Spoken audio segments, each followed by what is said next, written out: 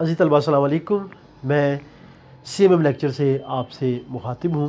عزیز طلباء، آج ہم فیڈرل بورڈ سال اول میں نعت کی تشریح کرنے جا رہے ہیں۔ دوسری نظم آپ کے نصاب میں شامل ہے، فیڈرل بورڈ سال اول، اور یہ نعت ہے۔ نعت وہ نظم جس میں نبی کریم صلی اللہ علیہ وآلہ وسلم کی تعریف و توصیف بیان کی جائے۔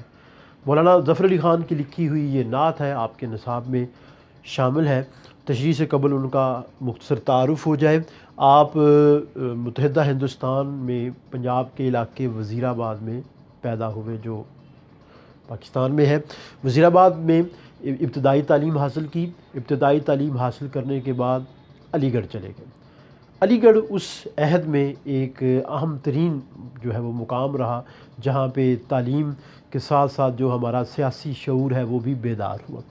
کچھ عرصہ نواب محسن الملک کے معتمد رہے، یعنی سیکرٹری رہے۔ اس کے بعد دکن ریویو کو جو ہے وہ آپ نے جوائن کیا۔ دکن ریویو ایک اخبار تھا، اس میں صحافتی ذمہ داریاں ادا کی۔ اب اس عہد میں جو مسلمانوں کے پاس اخبارات تھے وہ بہت کم تھے۔ آپ 1908 کے پاس پنجاب آ گئے اور یہاں سے ایک اخبار نکالا، اس کا نام تھا ذمہ دار اخبار۔ یہ اپنے عہد کا مقبول ترین اخبار تھا، جس میں آپ نے جو ہے وہ بات کی، آزادی کی، اور اس پاداش میں بار بار جیل بھی جانا پڑا، قید و بند کی صعوبتیں برداشت کرنی پڑیں۔ صحافت آپ کا جو ہے وہ ساری زندگی اوڑھنا بچھونا رہی۔ خطیب بھی رہے، مقرر بھی، شعلہ بیاں مقرر بھی۔ تحریک آزادی میں بھرپور حصہ لیا۔ شعری خصوصیات کی بات کریں تو آپ کی جو نعتیہ شاعری ہے اس میں حب نبی ہے، نبی کریم صلی اللہ علیہ وآلہ وسلم سے محبت کا اظہار ہے، اور جو لفظوں کی طہارت اور پاکیزگی ہے وہ جگہ جگہ عیاں ہوتی ہے۔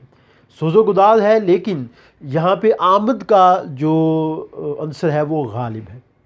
مولانا ظفر علی خان ایک پرگو شاعر ہے، یعنی شعر کہنے میں بہت برق رفتار کہہ لیجئے، اور اگرچہ ان کی شاعری مقصدیت کی طرف چلی گئی اور آزادی کو انہوں نے موضوع بنایا، لیکن اس کے باوجود جو ان کی عشقیہ شاعری یا جو ان کی نعتیہ اور حمدیہ شاعری ہے وہ خصوصی طور پہ جو ہے وہ انہوں نے خاص محبت سے لکھی ہے۔ سوز و گداز کا پہلو ہے، آپ اسلام کی نشت ثانیہ کے علم بردار رہے اور تحریک خلافت کے حوالے سے بہت زور و شور سے اس میں حصہ لیا۔ علامہ اقبال نے ان کی شاعری کا اعتراف کچھ اس طرح کیا کہ مولانا ظفر علی خان کی شعری کاٹ بالکل ایسے ہی ہے جیسے کمال عطا ترک کی تلوار۔ پھر دیکھیے ان کے مجموعے بہارستان، نگارستان اور چمنستان، 3 مجموعے ہیں اور بہت لاجواب مجموعے ہیں، انسان پڑھتا ہے اور دنگ رہ جاتا ہے۔ تو یہ ان کا مختصر تعارف۔ اب ہم تشریح کی طرف چلتے ہیں۔ آپ کے نصاب میں جو نعت شامل ہے وہ محبت، عشق اور عقیدت سے بھری ہوئی ہے، بہت آسان ہے، تلمیحات کا استعمال ہے۔ دل جس سے زندہ ہے وہ تمنا تمہیں تو ہو، ہم جس میں بس رہے ہیں وہ دنیا تمہیں تو ہو۔ ہمارا دل آپ صلی اللہ علیہ وآلہ وسلم کی تمنا سے زندہ ہے، اور ہم جس میں بس رہے ہیں وہ آپ صلی اللہ علیہ وآلہ وسلم کی بدولت ہے۔ یہ دنیا آپ نبی کریم صلی اللہ علیہ وآلہ وسلم وجہ تخلیق کائنات ہے۔ شاعر نبی کریم صلی اللہ علیہ وآلہ وسلم سے محبت کا اظہار کر رہا ہے اور کہتا ہے کہ اے نبی کریم صلی اللہ علیہ وآلہ وسلم، ہم جس دنیا میں بس رہے ہیں وہ آپ ہی کی وجہ سے ہے، اور ہمارا جو دل ہے وہ زندہ ہے، وہ آپ کی تمنا سے ہے، آپ کی خواہش سے۔ اگر ہمارے دل میں وہ خواہش نہ ہو، وہ تمنا نہ ہو، تو جو ہماری زندگی ہے وہ کسی کام کی نہیں ہے۔ ہم زندہ ہیں اسی تمنا کو لے کے، اور جو محور اور مرکز ہے وہ آپ صلی اللہ علیہ وآلہ وسلم کی محبت ہے، اور یہی جو محبت ہے یہ کامیابی و کامرانی کی ضمانت ہے۔ اگر دل میں محبت ہے تو ہم کامیاب ہیں، کامران ہیں، بصورت دیگر ہم کوئی حیثیت نہیں رکھتے، کوئی وقت نہیں رکھتے۔ محمد کی محبت دین حق کی شرط اول ہے، اسی میں ہو اگر خامی تو ایمان نامکمل ہے۔ کہ محمد سے وفا تو نے تو ہم تیرے ہیں، یہ جہاں چیز ہے کیا لوح و قلم تیرے ہیں۔ تو نبی کریم صلی اللہ علیہ وسلم سے محبت کا اظہار شاعر کر رہا ہے۔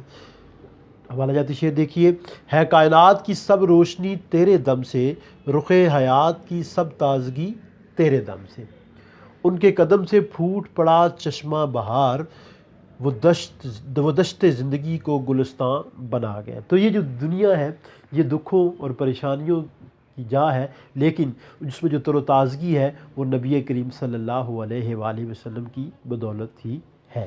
دوسرے شعر کی طرف چلیے۔ پھوٹا جو سینہ شب تار الست سے، اس نور اولی کا اجالا تم ہی تو ہو۔ دیکھیے اس میں پھوٹا سامنے آیا، سینہ جو ہے وہ انسانی سینے سے تشبیہ دی گئی ہے زمین کو۔ شب تار الست، شب رات، تار الست، یہ جو الست ہے سورہ اعراف کی ایک آیت ہے، اس کا یہاں پہ بیان ہوا ہے، اور یہ تلمیح ہے۔ اس طرف ابھی آتا ہوں، یعنی اب اللہ تعالیٰ نے پوچھا الست بربکم، تمہارا رب کون ہے؟ کیا میں تمہارا رب نہیں؟ تو سبھی نے کہا قالوا بلا، آپ ہی ہمارے رب ہیں۔ اس نور اولی کا اجالا تم ہی تو، نور اولی پہلا نور۔ عالم ارواح کی بات کی گئی ہے اور تلمیح یہاں پہ استعمال کی گئی۔ مفہوم دیکھیے، پھر آگے بڑھتے ہیں۔ شب الست کی تاریک رات کے سینے سے جو نور پھوٹا، اس کی روشنی آپ صلی اللہ علیہ وآلہ وسلم ہے۔ زیر تشریح شعر میں شاعر نے نبی کریم صلی اللہ علیہ وسلم سے محبت کا اظہار کیا ہے اور عالم ارواح کی اس رات کا بیان کیا ہے جب سب جو روحیں ہیں وہ اکٹھی کی گئی، اور اللہ تعالیٰ نے سب سے پوچھا الست بربکم، کیا میں تمہارا رب نہیں ہوں؟ تو سب نے یک زبان ہو کر کہا قالوا بلا، یقیناً آپ ہی ہمارے رب ہیں۔ تو اس سے جو نور پھوٹا وہ آپ صلی اللہ علیہ وآلہ وسلم ہے۔ یعنی دنیا تخلیق کرنے سے پہلے، کائنات تخلیق کرنے سے پہلے، ارواح کو تخلیق کرنے سے پہلے اگر کوئی نور پھوٹا ہے تو وہ اللہ کے نبی محمد مصطفیٰ صلی اللہ علیہ وآلہ وسلم کا نور ہے۔ اس حوالے سے تھوڑا سا میں بتاتا چلوں کہ نبی کریم صلی اللہ علیہ وسلم نے خود فرمایا کہ میرا نور اس وقت پیدا ہو چکا تھا جب ابھی آدم مٹی میں گوندے بھی نہیں گئے تھے، مٹی میں گوندے بھی نہیں گئے تھے، اس وقت بھی نبی کریم صلی اللہ علیہ وآلہ وسلم کا نور موجود تھا۔ یہاں مزید یہ بتا دوں کہ نبی کریم صلی اللہ علیہ وآلہ وسلم کا جو نور ہے وہ اس دنیا کی تخلیق سے بہت پہلے جو ہے وہ تخلیق کیا جا چکا تھا۔ تو اس چیز کی طرف اشارہ ہے کہ آپ ہی کی وجہ سے یہ کائنات تخلیق ہوئی اور سب کچھ سلسلہ آگے چلا، سب کچھ آپ کے لیے تخلیق کیا گیا۔ ایک مرتبہ نبی کریم صلی اللہ علیہ وآلہ وسلم نے حضرت جبرائیل سے پوچھا کہ آپ کی عمر کتنی ہے؟ تو حضرت جبرائیل نے فرمایا کہ میں تو اپنی عمر سے آگاہ نہیں ہوں، ہاں ایک ستارہ ہے جو 70,000 سال بعد نمودار ہوتا ہے اور میں نے اس کو 70,000 سال مرتبہ دیکھا ہوا ہے۔ تو آپ صلی اللہ علیہ وسلم نے اپنی پیشانی کی طرف اشارہ کیا، وہ ستارہ حضرت جبرائیل کو آپ صلی اللہ علیہ وسلم کی پیشانی پر نظر آیا تو آپ نے فرمایا وہ ستارہ میں ہوں، وہ نور میرا ہے۔ تو شاعر نے تلمیح کے ذریعے اس واقعے کو بیان کیا ہے۔ عزیز طلبہ، یہ سوال پوچھا جا سکتا ہے تلمیح کیا ہے؟ تلمیح کے لفظی معنی ہے اشارہ کرنا۔ نظم یا غزل میں کسی تاریخی واقعے کی طرف اشارہ کیا جائے تو اسے تلمیح کہتے ہیں۔ یہ اشارہ کوئی تاریخی ہو سکتا ہے، قرآنی ہو سکتا ہے یا کوئی اور دنیاوی ہو سکتا ہے۔ تو اس میں عالم ارواح میں جب سمجھ لیں کہ ایک قسم کا اوتھ لیا جا رہا تھا، حلف لیا جا رہا تھا، اس طرف اشارہ کیا گیا ہے اور بتایا گیا ہے کہ آپ صلی اللہ علیہ وآلہ وسلم کی ذات ہی سب کچھ ہے، مجموعہ ہے، اور وہ جو نور سب سے پہلے پھوٹا، وہ جو نور سب سے پہلے آیا، وہ آپ صلی اللہ علیہ وآلہ وسلم ہی ہے۔ تیسرے شعر کی طرف چلتے ہیں۔ سب کچھ تمہارے واسطے پیدا کیا گیا، سب غایتوں کی غایت اولا تم ہی تو ہو۔ غایت وجہ، سبب، غایت اولا پہلی وجہ، سب سے پہلی وجہ۔ اے نبی مکرم صلی اللہ علیہ وآلہ وسلم، یہ کائنات آپ کے لیے تخلیق کی گئی اور تمام وجوہات کی پہلی وجہ آپ ہیں۔ شاعر نے نبی کریم صلی اللہ علیہ وآلہ وسلم سے محبت کا اظہار کیا ہے اور آپ صلی اللہ علیہ وسلم کی پیدائش کو، آپ صلی اللہ علیہ وسلم کے وجود کو کائنات کے تخلیق ہونے کی وجہ قرار دیا ہے۔ آپ صلی اللہ علیہ وآلہ وسلم اس کائنات کی تخلیق کی وجہ ہے۔ تو مقصد تخلیق ہے تو حاصل ایمان، جو تجھ سے گریزاں وہ خدا سے ہے گریزاں۔ تو سب سے پہلے جو یہ ذہن میں رکھیے کہ یہ حدیث قدسی کو یہاں پہ بیان کیا گیا، ایک مرتبہ حضرت علی نے نبی کریم صلی اللہ علیہ وسلم سے پوچھا کہ آپ کو کیوں تخلیق کیا گیا؟ تو یہی وجہ، یہی چیز جو ہے وہ حضرت جو ہے وہ نبی کریم صلی اللہ علیہ وسلم نے حضرت جبرائیل علیہ السلام سے پوچھی، تو انہوں نے آ کے اللہ کا پیغام دیا کہ اللہ فرماتے ہیں کہ اگر میں نے آپ کو پیدا نہ کرنا ہوتا تو میں یہ کائنات ہی نہ بناتا، نہ جنت بنتی، نہ جنت جہنم بنتی، کچھ بھی نہ ہوتا۔ نبی کریم صلی اللہ علیہ وسلم کی محبت میں اللہ نے یہ پوری کائنات تخلیق کی۔ شاعر اسی کو اپنا موضوع بنا رہا ہے اور کہہ رہا ہے، اے نبی کریم صلی اللہ علیہ وآلہ وسلم، اگر آپ نہ ہوتے تو یہ کائنات نہ ہوتی، یہاں پہ کچھ بھی نہ ہوتا۔ آپ وجہ تخلیق کے کائنات ہیں، بنیادی محرک ہے جس کی وجہ سے یہ کائنات وجود میں آئی۔ لوگ کہتے ہیں کہ سایہ تیرے پیکر کا نہ تھا، میں تو کہتا ہوں جہاں بھر پہ ہے سایہ تیرا۔ تو نبی کریم صلی اللہ علیہ وسلم کی وجہ سے کائنات وجود میں آئی۔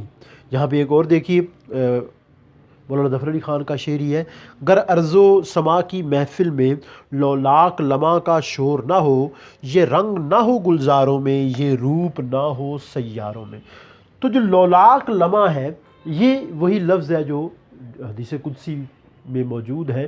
اگر اللہ تعالیٰ نے یہ نبی کریم صلی اللہ علیہ وسلم کو نہ بنانا ہوتا تو یہ کائنات ہی نہ بنتی۔ تو شاعر نے نبی کریم صلی اللہ علیہ وسلم کی اس تخلیق کو بیان کیا ہے کہ آپ نے تخلیق ہونا تھا، آپ نے آنا تھا، تو یہ جہان رنگ و بو بنایا گیا۔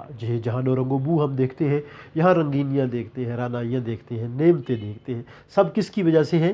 نبی کریم صلی اللہ علیہ وآلہ وسلم کی وجہ سے۔